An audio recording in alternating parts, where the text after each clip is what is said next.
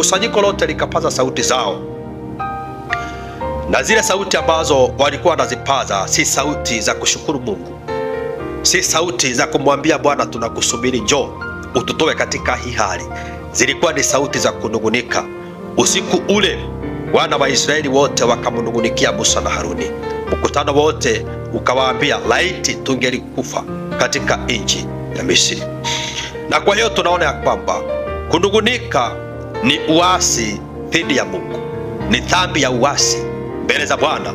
Unapomnungunikia Mungu unamuasi Mungu, kwa sababu Waisraeli walikuwa wametoka tu kuona miujiza mikubwa, walikuwa wametoka kuona mkono wa Mungu ulivyohusika, mapigo 10 kule Misri, kugawanyika kwa bahari ya Shamu.